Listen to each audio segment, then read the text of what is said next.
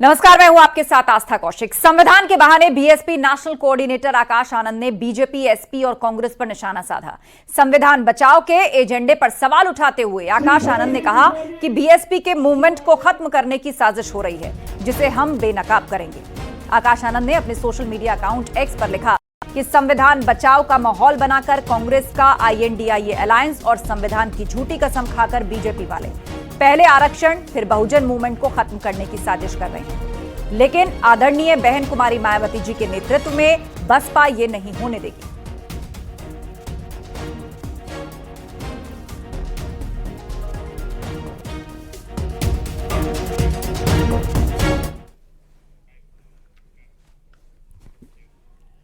उधर मायावती पहले से ही राहुल गांधी और अखिलेश यादव पर डायरेक्ट हमलावर हैं।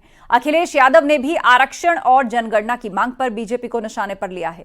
यानी उत्तर प्रदेश में एक बार फिर से दलित वोट बैंक की चाह में सियासतदान आरक्षण और जनगणना की राह पर आगे बढ़ चुके हैं। आपको इस पर रिपोर्ट दिखाते हैं और इस मुद्दे पर बीजेपी और उनके सहयोगी दलों का स्टैंड क्या है।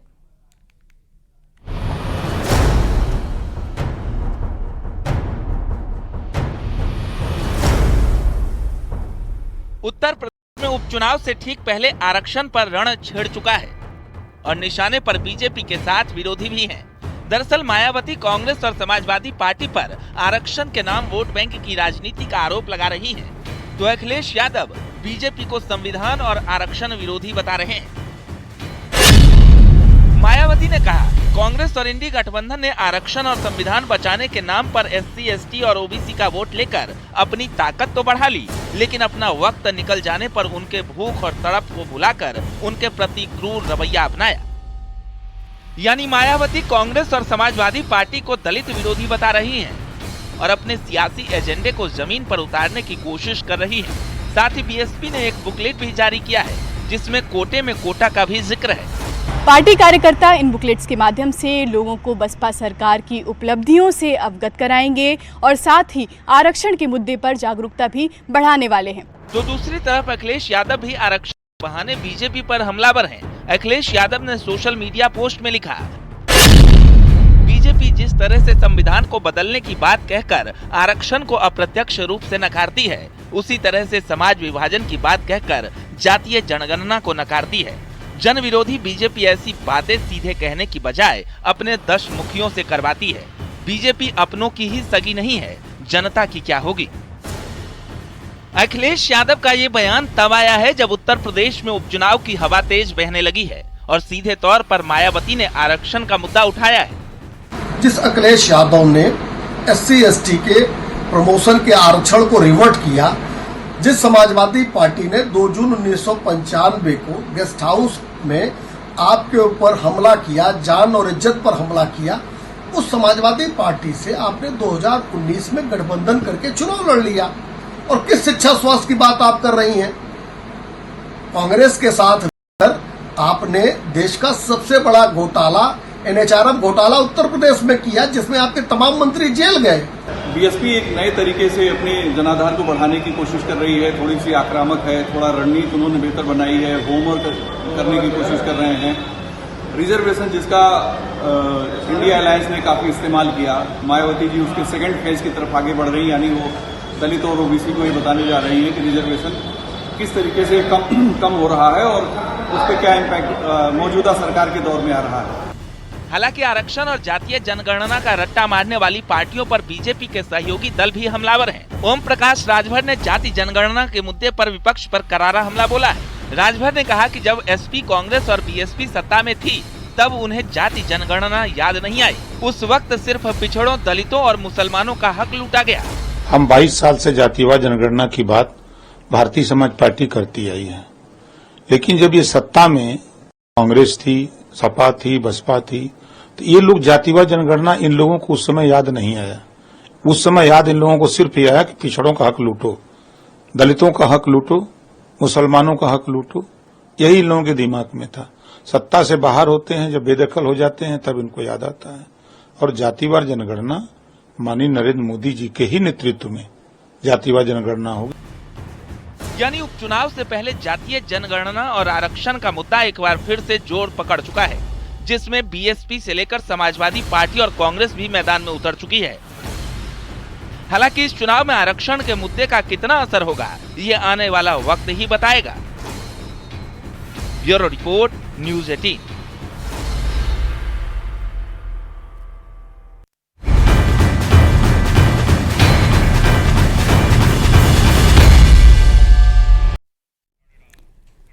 पांच राज्यों के विधानसभा चुनाव में समाजवादी पार्टी उन सभी संभावनाओं पर विचार कर रही है जो उसके विस्तार के सपने को पूरा कर सके। शायद यही वजह है कि लोकसभा चुनाव के नतीजों के बाद उत्साहित समाजवादी पार्टी उत्तर प्रदेश, उत्तराखंड, दिल्ली, मध्य प्रदेश, यहां तक कि महाराष्ट्र, जम्मू कश्मीर के बाद अब हरियाणा का रुख करना चाह रही है। क्या है पार्टी का प्लान, आप ये रिपोर्ट देखिए।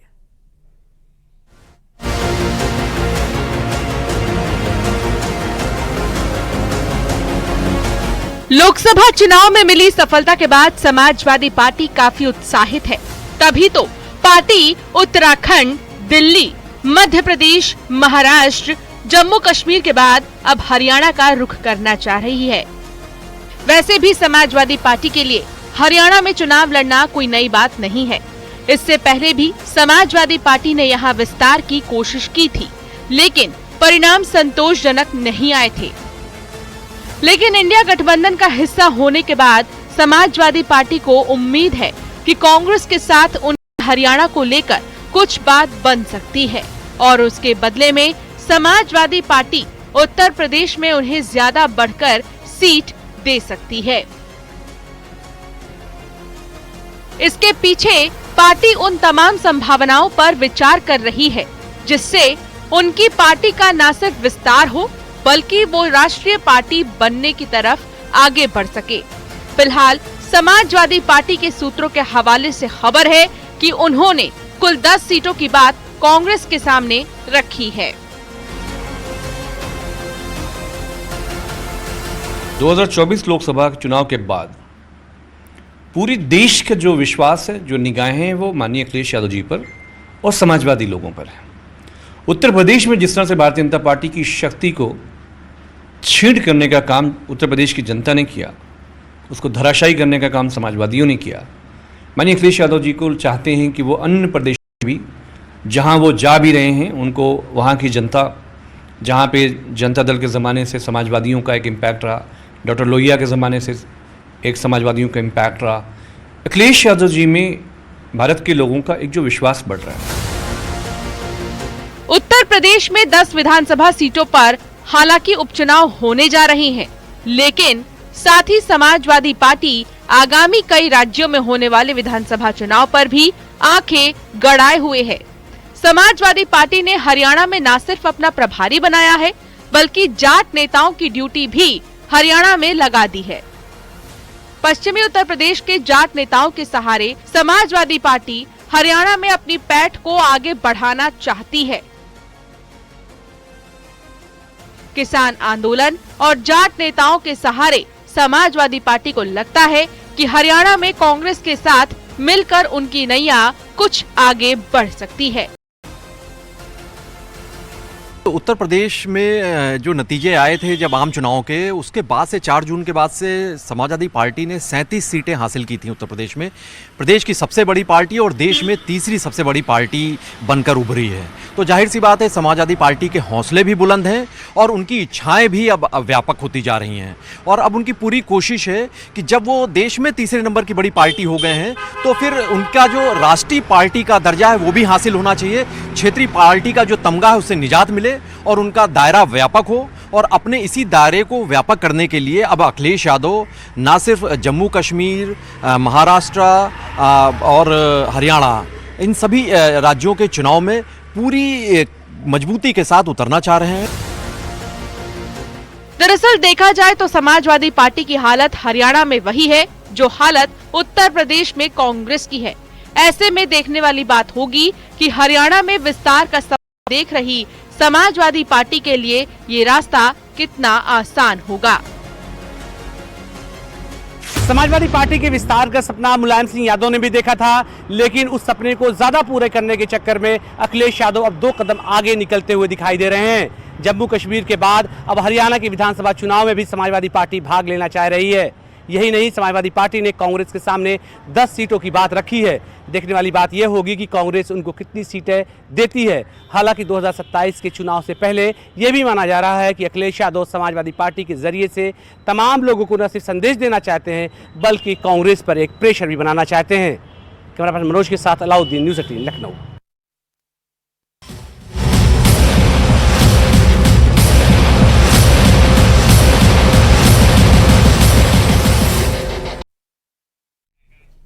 मेरठ से लखनऊ तक चलने वाली वंदे भारत ट्रेन की शुरुआत हो गई है। प्रधानमंत्री मोदी ने वर्चुअली हरी झंडी दिखाई और कार्यक्रम में लखनऊ से मुख्यमंत्री योगी आदित्यनाथ भी वर्चुअली जुड़े। अपने संबोधन में पीएम मोदी ने कहा कि वंदे भारत के चलने से विकसित भारत की ओर एक कदम और बढ़ाया गया है। मेरठ और लखनऊ के बीच वंदे भारत चलने से पश्चिमी यूपी के लोगों को लाभ होगा और पीएम मोदी ने यह भी कहा कि 10 सालों में 25 करोड़ लोग गरीबी से बाहर आए हैं।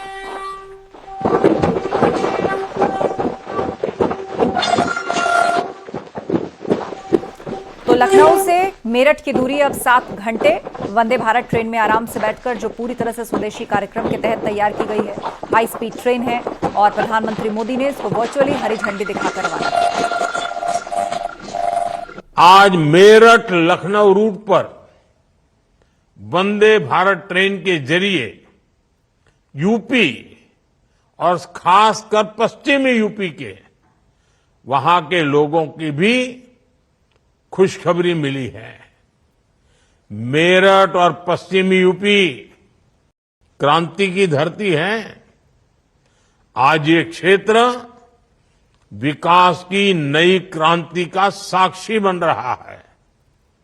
मेरठ एक और RRTS के जरिए राजधानी दिल्ली से जुड़ रहा है। दूसरी ओर इस वंदे भारत से प्रदेश की राजधानी लखनऊ की दूरी भी कम हो गई है। आधुनिक ट्रेनें, एक्सप्रेसवेज का नेटवर्क, हवाई सेवाओं का विस्तार, पीएम गति शक्ति का विजन कैसे देश के इंफ्रास्ट्रक्चर को बदलेगा, एनसीआर इसका उदाहरण बन रहा है। साथियों, वंदे भारत आधुनिक होती भारतीय रेलवे का नया चेहरा है। आज हर शहर में, हर रूट पर वंदे भारत की उधर न्यूज 18 रिपोर्टर उमेश श्रीवास्तव ने मेरठ से लखनऊ तक वंदे भारत के पहले यात्रियों से बातचीत की और उस दौरान छात्रों में कैसा जोश दिखा, इस रिपोर्ट में आपको दिखाते हैं। पश्चिमी उत्तर प्रदेश को आज सबसे बड़ा तोहफा मिल चुका है। पश्चिमी उत्तर प्रदेश के मेरठ से वंदे भारत ट्रेन दौड़ना शुरू हो चुकी है और फर्स्ट टाइम ट्रैवलर्स का जोश हाई है। खासतौर से विभिन्न स्कूलों के बच्चे जो पहली बार वंदे भारत एक्सप्रेस ट्रेन से यात्रा कर रहे हैं, उनकी खुशी का ठिकाना नहीं है। इन तस्वीरों में आप देखिए कि किस तरह से भारत माता के जयकारे लग रहे हैं। तिरंगा झंडा लेकर ये सभी विद्यार्थी सफर करने के लिए चुके हैं और बेहद खुश हैं कि वो पहले यात्री बने हैं। First passenger of Vande Bharat ये सभी बच्चे हैं और इन बच्चों की खुशी का ठिकाना नहीं है। क्या कहेंगे, आज कितना अनमोल क्षण है आपके लिए। भारत माता की जय, भारत माता की जय। वंदे मातरम, वंदे भारत, वंदे मातरम, वंदे भारत। क्या कहेंगे, कितना खुश हैं आज? बहुत ज्यादा। तो जरा एक्सप्रेस कीजिए, खुशी को एक्सप्रेस कीजिए शब्दों में एक्सप्रेस कीजिए। कैसे खुश हैं, कितना खुश हैं? आप विंडो सीट पर बैठी हुई हैं। फुल व्यू लेना है, मैं बहुत ज्यादा खुश हूँ। अंत में मैं बस यही कहना चाहती हूँ, वंदे मातरम, वंदे मातरम और जय श्री राम का उद्घोष हो रहा है। आप लोग लगातार कल से उत्साहित हैं। शायद हम लोगों की कल भी बात हुई थी और जिस तरह से आप लोगों का उत्साह चरम पर है। आप लोग कहते हैं कि रात में नींद नहीं आने वाली है, कि वंदे भारत एक्सप्रेस ट्रेन में सफर करेंगे तो नींद नहीं आने वाली है। तो अब जबकि वंदे भारत ट्रेन पे आप लोग सवार हो चुके हैं तो वो सपना पूरा हो रहा है। बिल्कुल पूरा हो रहा है। बहुत सपना पूरा हो गया। एक्साइटेड। और यहाँ की सुविधाएं कैसी है? हाईटेक, अच्छी, बहुत अच्छी। क्या कहेंगे आप? जितनी सुविधाएं हैं, सीटिंग अरेंजमेंट्स हैं, चाहे वो एग्जीक्यूटिव क्लास का हो, चाहे इन बोगीज का हो, सभी सुविधाएं बिल्कुल हाईटेक तरीके से अपनाई गई हैं। हाँ, बहुत अच्छी सुविधाएं दी गई है। जैसे कि चार्जिंग पोर्टल्स दिए गए हैं, ऑन बोर्ड वाईफाई है और जीपीएस ट्रैकिंग सिस्टम है जिससे पैसेंजर्स की इन्फॉर्मेशन उसमें रिकॉर्ड होती है और क्लीनिनेस इतनी है और पूरा एसी सेंट्रलाइज्ड एसी है। बहुत अच्छी सुविधाएं दी गई है, बिल्कुल सेटिस्फाइड है। मतलब इस ट्रेन से अगर लखनऊ तक की यात्रा की जाए तो तरोताजा होकर निकलेंगे, तरोताजा होकर निकलेंगे लखनऊ में, है ना। पश्चिमी उत्तर प्रदेश के मेरठ से जब राजधानी लखनऊ पहुंचेंगे तो एकदम फ्रेश लगेंगे, कोई दिक्कत नहीं, खाना पीना सब इसी मिलेगा। अगर नॉर्मली जाते लखनऊ तो बहुत देर का सफर होता, अब हमारा सफर काफी कम टाइम का हो गया है और बिल्कुल स्नेह पूर्वक जाएंगे आराम से और मजा आएगा। तो लखनऊ में तो कहते ना कि मुस्कुराइए कि आप लखनऊ में हैं, तो अब ये नारा बदल भी गया है कि मुस्कुराइए कि आप मेरठ में भी, मुस्कुराइए कि आप, मुस्कुराइए कि आप वंदे भारत में है, मुस्कुराइए कि आप। देख रहे हैं किस तरह से ये बच्चे कहते हुए नजर आ रहे हैं, टीचर्स भी उनके बैठे हुए हैं। आप लोग भी फर्स्ट टाइम पैसेंजर्स बने हैं वंदे भारत ट्रेन के और हरी झंडी दिख चुकी है। कितना खुश हैं कि आज आप पहले यात्री बने हैं वंदे भारत के? हमारी खुशी की कोई सीमा नहीं है क्योंकि हम इस ट्रेन के पहले यात्री हैं और बहुत अच्छा महसूस हो रहा है, बड़ा गर्व महसूस हो रहा है कि हमारे मेरठ में ये ट्रेन हमारे मेरठ को मिली है और एक अच्छा ऑप्शन है मेरठ से लखनऊ तक जाने के लिए। मैंने कहा कि अब लखनऊ में कहा जाता है ना कि मुस्कुराइए कि आप लखनऊ में हैं, तो अब मुस्कुराइए कि आप मेरठ में और वंदे भारत ट्रेन में बैठे हुए हैं। बिल्कुल सर, मुस्कुराइए कि हम मेरठ में हैं। मुस्कुराइए कि हम मेरठ में। क्या कहेंगे पहले यात्री और कितना सुखद एहसास हो रहा है? बहुत खुशी हो रही है, बहुत इसे बयान नहीं कर सकते। बहुत दिन से इसकी यहाँ पे जरूरत थी, जो जरूरत पूरी हुई है, बहुत खुशी हो रही है। मेरठ से लखनऊ चलने वाली वंदे भारत की सौगात पर क्या बोले बीजेपी सांसद अरुण गोविल, वो भी आपको सुनाते हैं। क्या कहेंगे? हमारे साथ मौजूद है अरुण गोविल जी सांसद। क्या कहेंगे सर, आज कितना शुभ दिन है, कितनी शुभ घड़ी है? यहाँ का वातावरण आप देख रहे हैं ना, कितना ऊर्जा से भरा हुआ है। तो शुभ जब होता है तभी ऊर्जा आती है, तो इसलिए बहुत शुभ घड़ी है, बहुत ऐतिहासिक दिन है ये आज का यहाँ पर। और सर, मेरठ से लखनऊ की दूरी अब मात्र 7 घंटे की रह गई है। जो दूरी 12 घंटे के आसपास की है वो मात्र 7 घंटे की रह गई है। तो इससे शुभ समाचार पश्चिमी उत्तर प्रदेश के लोगों के लिए नहीं हो सकता। बिल्कुल ठीक कह रहे हैं आप। 7 घंटा 10 मिनट की है और बहुत आसानी हो जाएगी लोगों को आने जाने में, बिकॉज प्रदेश की जो राजधानी होती है उससे जुड़ा रहना जरूरी होता है।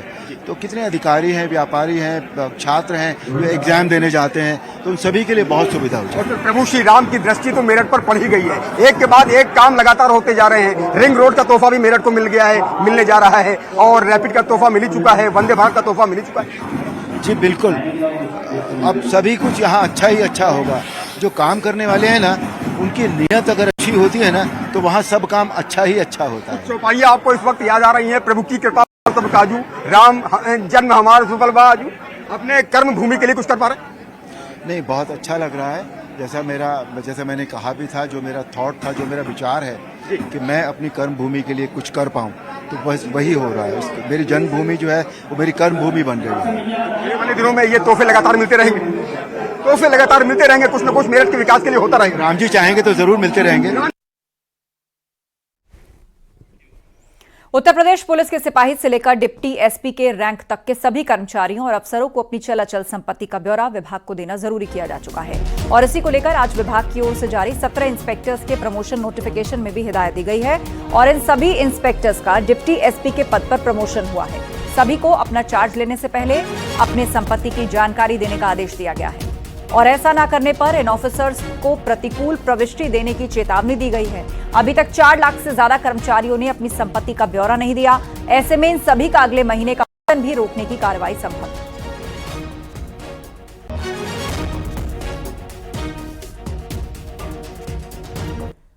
एनपीएस की बात करते हैं, कभी यूपीएस की बात करते हैं, लेकिन उत्तर प्रदेश और देश के कर्मचारियों ने इस समय ओपीएस के मांग को पुरजोर तरीके से देश की सरकार के सामने रखा है। मेरा ये सरकार से मांग है और समाजवादी पार्टी पुरजोर तरीके से इस बात की वकालत करती है कि सरकार कर्मचारियों के दोहन का रवैया छोड़ करके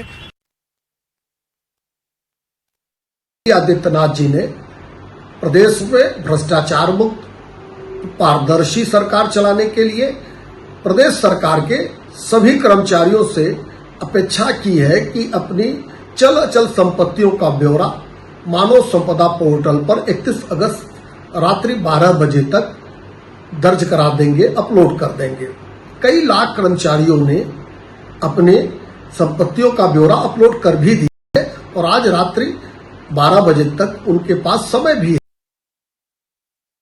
उत्तर प्रदेश सरकार ने अपने सभी कर्मचारियों को मानव संपदा पोर्टल पर अपनी चल अचल संपत्ति का विवरण देने के लिए निर्देशित किया है। अब तक कुल 8,34,000 राज्य कर्मचारियों में से 3,47,000 कर्मचारी ऐसे हैं जिन्होंने अपनी संपत्ति का ब्यौरा दिया है, जबकि 4,87,000 कर्मचारी ऐसे हैं जिन्होंने अभी तक ये ब्यौरा नहीं दिया है। इनके पास ये जानकारी देने के लिए आज रात 12 बजे तक का ही समय है और ऐसा ना करने पर उन्हें अगस्त का वेतन नहीं मिलेगा। इसके अलावा सरकार संपत्ति का ब्यौरा ना देने वाले कर्मचारियों के खिलाफ अनुशासनिक कार्रवाई करने की भी तैयारी में है। यूपी पुलिस के भी कर्मी जो कि इंस्पेक्टर से डिप्टी एसपी के पद पर प्रमोट हो रहे हैं, ऐसे 17 पुलिस कर्मियों को भी निर्देश जारी किए गए हैं। डीजीपी मुख्यालय की ओर से ये कहा गया है कि जिन्होंने भी अपनी संपत्ति का ब्यौरा नहीं दिया है उन्हें प्रमोशन नहीं दिया जाएगा। कैमरा पर्सन उपेंद्र के साथ नीतिका दीक्षित, न्यूज़ 18 लखनऊ। और खबर गोरखपुर से है। बीजेपी सांसद कंगना रनौत के बयान पर कांग्रेस पार्टी ने नाराजगी जताई और प्रदर्शन किया। कांग्रेस कार्यकर्ताओं ने कमिश्नर को राष्ट्रपति के नाम ज्ञापन सौंपा और कांग्रेस कार्यकर्ताओं ने कंगना रनौत को बर्खास्त करने की मांग की। तो सांसद पद से बर्खास्त करने की मांग की गई और ये प्रदर्शन किया गया। हाथ में पोस्टर बैनर लेकर नारेबाजी की गई।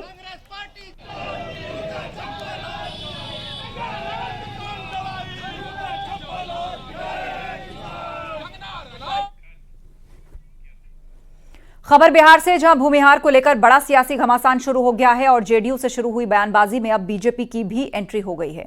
अशोक चौधरी के बयान से शुरू हुए विवाद का दायरा बढ़ता जा रहा है और सबसे पहले आपको अशोक चौधरी का वो बयान सुनवाते हैं। भूमिहारों को भी अच्छी तरह से जानते हैं। अब मेरा तो बेटी का ब्याह से हुआ है और बढ़िया से जानते हैं। इसीलिए राजनीति जब करना है, राजनीति अपने जगह पर है, व्यक्तिगत रिश्ते अपने जगह पर है, नेता अपने जगह पर है। जब नेता के साथ है तो पूरी शिद्दत से, पूरी ईमानदारी से और पूरा प्यार हम प्रयास करेंगे। मेरा प्रयास कामयाब नहीं हुआ, कोई बात नहीं है, कम से कम हम अपने आंख के सामने ग्लानि तो नहीं महसूस करेंगे कि हमने नेता के निर्णय के साथ खड़े नहीं रहे। जो लोग कलकत्ता, दिल्ली, मद्रास घूम रहे थे चुनाव में, वो लोग अगर चाहते हैं कि अब हम नेता के कंधा पर करके विधानसभा पार करेंगे, ऐसा गलत बात है। तो बिहार सरकार के मंत्री अशोक चौधरी के इस बयान का उनकी ही पार्टी जेडीयू में विरोध शुरू हो गया है। जेडीयू के मुख्य प्रवक्ता नीरज कुमार ने कहा कि अशोक चौधरी ने पार्टी और नीतीश कुमार की नीति के खिलाफ बयान दिया है। नीरज कुमार ने अशोक चौधरी पर बड़ा आरोप लगाते हुए कहा कि अगर कोई उपचुनाव प्रभावित करना चाहेगा तो हम लोग ये नहीं होने देंगे। पार्टी के मंच से जाति शब्द का इस्तेमाल करना यह पार्टी के नीतियों के विपरीत और नेता की नीतियों के विपरीत है। अब ऐसे लोग जिनका पार्टी के निर्माण में कोई भूमिका नहीं रही है, वैसे लोग पार्टी पर मंतव्य दे रहे हैं। तो कटिहार के तो चुनाव प्रभारी थे, कितना दिन तक प्रवास किए थे, वहां हम हार गए चुनाव। पार्टी समीक्षा कर रही है और पार्टी के प्रदेश अध्यक्ष जी को अधिकार है दल में अनुशासन का, और इस दल में टिकट के लिए यहां परिवार को प्राथमिकता नहीं मिलती है। और अशोक चौधरी के भूमिहार वाले बयान पर उप मुख्यमंत्री विजय कुमार सिन्हा ने भी इशारों इशारों में निशाना साधा है। उन्होंने कहा भूमिहार जाति नहीं बल्कि कल्चर है। बयान तो हम सुने नहीं हैं, लेकिन भूमिहार जाति नहीं है, एक कल्चर है और यह कल्चर भूमि से जुड़ने का, जमीन पर रहने का और जमीनी हकीकत को जानने की ताकत आज भी किसी को है, तो जो जमीन से जुड़ा है उसी को है।